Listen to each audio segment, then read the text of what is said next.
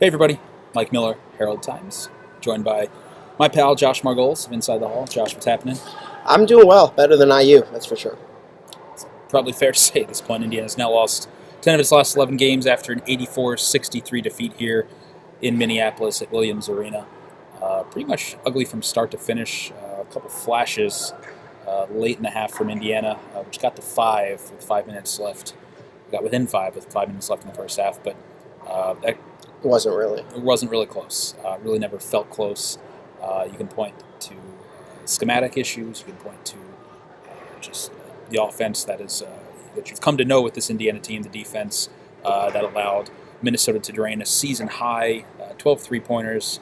But really, I think what this boils down to, and I think what was reflected in Archie Miller's post-game remarks, is this effort was probably the most questionable thing of all. An effort that even as Indiana's season has cratered and the losses have stacked, you felt like you saw rock bottom before. You felt like that Rutgers game may have been rock bottom.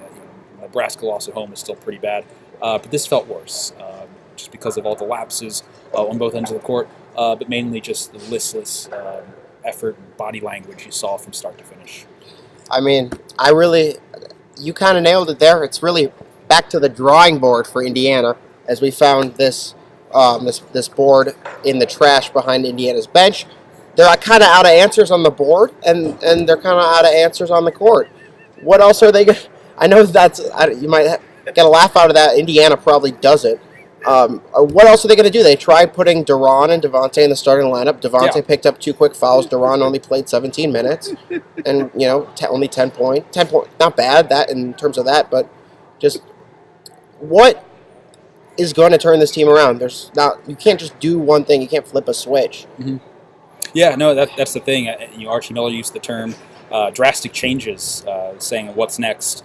I get that there's some fan outrage that now that they've lost 10 of 11. Now he's talking about making changes, and really the first sign of change came before the game. I mean, you had a struggling Justin Smith and Rob Finney, who was both ill this week and two has just kind of struggled himself to return to form since returning from his concussion. Both of them were removed from the starting lineup in favor of, like you said, Deron Davis and Devontae Green. I thought with Deron Davis, you're at least getting just the toughness, or at least the level of play, and to the presence that you've come to expect from him in the low post, which is certainly needed for this Indiana team. But you look elsewhere, and Romeo Langford attempted what? How many? 6 shots. Yeah, 6 shots. You just look up and down the roster. I mean, Devontae Green, even getting the game, he didn't last long. He was pulled before even the 2 minutes had passed with 2 fouls. So I don't know what you do at this point. It now looks like as the losses continue to pile. Obviously, we've talked about this previously, but that Michigan State game was obviously a fluke. And at this point, it looks like a team that's just sort of going through the motions. You kind of thought that from the earliest moments today, it never got any better. And now you're back looking at the schedule ahead, which just gets progressively more challenging. You return home, get Purdue. You have to go to Iowa. I don't know what you do at this point. I don't know. They look like a lost team. They look like a team. I don't know without a sort of center, not like the position center, Mm-hmm. but like without an identity, without a cause, without. I mean, obviously they have a game plan, but what was it? They said they tried to stop Jordan Murphy. They didn't really stop him. Yeah, at this point, it's not even forget the floor, forget the actual X's and O's game planning of it all. The most concerning thing right now is that, for whatever reason, the conversations that have taken place. Juwan Morgan said that, the conversations have taken place where guys have been challenged, guys have been approached about, we need this from you, we need that from you, you need to do this, or, just those kind of talks have happened, but for whatever reason, nothing's really clicked, nothing's really resonated to allow for any fix to occur. And I think that's the most, probably worrisome part of it all, because it has to start there. It has to start with effort, and it just wasn't apparent in this game today. I think Juwan Morgan rated the effort as a D or an F, and Archie Miller was pretty blatant in just saying, look, it wasn't there, it wasn't good enough. But that's where it's got to start. And right now, it's not there, and that's the thing. I don't know how you get it back too, because it just looks like this team is just kind of over it at this point. I don't know. I don't know. It's not like the season's almost over, too. What they've got, They got 6 games left. plus at least one tournament game, conference, so, possibly more. We'll see. Yeah, that's the thing. I mean, we talked about it after the Ohio State game, but I mean, at this point, I mean, it's complete folly to even include Indiana in any sort of conversation with the postseason at this point. Again, I mean, it doesn't even look like a team that wants to play in the postseason. It doesn't look like a team that wants to play today, let alone in March. So I don't know. I don't know. I think that if you wanted to find any semblance of a bright spot today, if you're even willing to do that, it might have been the play of Race Thompson. Granted, small sample size. I think he played 7 minutes, had 2 points, a couple blocks, 5 rebounds. I think the bulk of those minutes may have come late, correctly. But it was his first game since November 9th, I believe. Kind of a nice moment for him being able to return to the floor at a school where his father played, not far from his hometown, just outside Minneapolis here. That perhaps is a bright spot, but again, I don't really how you project that going forward, because obviously Race Thompson is a role player, and one who still is obviously working with conditioning, working to actually find a niche. But again, it's everybody else in this roster. Everyone else in this roster has to look themselves in the mirror, as Juwan Morgan said, to really figure out what are they giving, what do they want out of the season, and where do they go from here, because it looks pretty bleak. So Tuesday, Purdue, home. Yes, that's correct. All of those are correct. What happens? What they've got 72 hours or so before then? Would you go to a yoga retreat or something? I mean, said they had to find their center. Okay. Maybe like meditation. You really have to think out of the box at this point. Nothing's worked. I mean, Archie Miller's talking about drastic changes, and at this point, again, after losing 10 of 11, what haven't you changed at this point, number one? Two, I don't know what's left. I mean, you try to lineup change today. I don't know what other lineup changes really.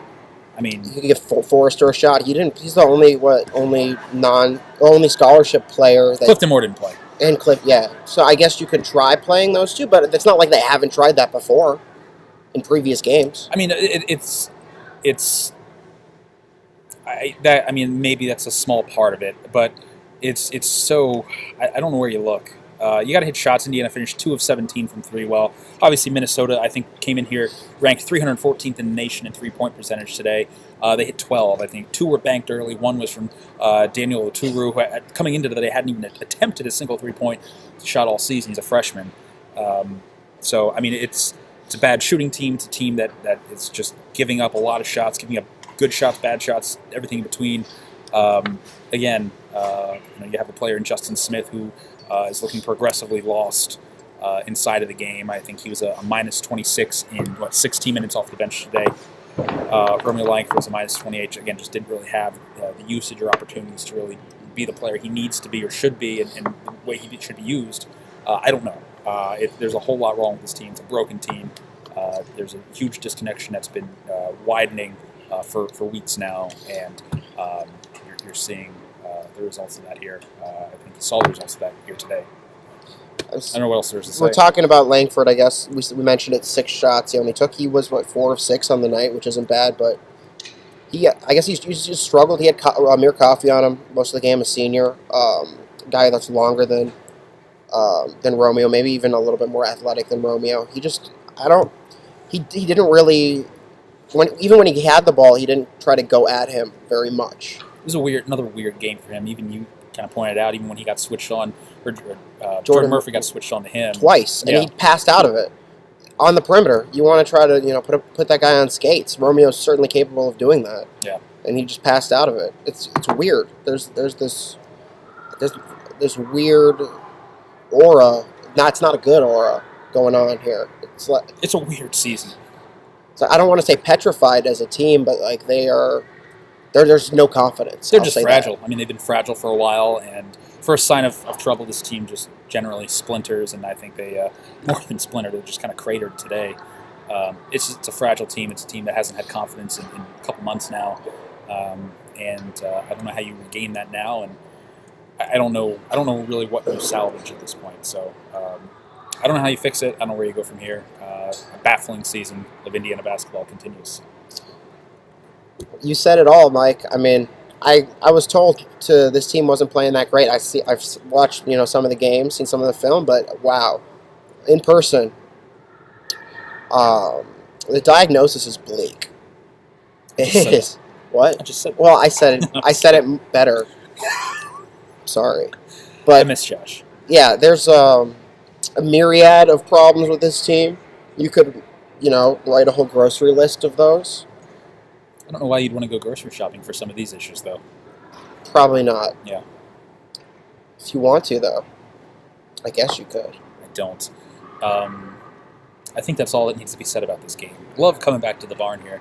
Love this place. That's a positive thing I can say about today. New court, great The court. court is actually a lot better in person than it is on TV. I think we were talking about that before the game. It kind of works in person. I kind of like it in person. On TV, it looks terrible. It's an eyesore, but in person, it was okay. The play on top of the court, at least from the Indiana perspective, was not good. And again, I don't think we really need to keep talking about this. I think we can go home now. I think we can go home now. Let's go home. Thanks, Josh.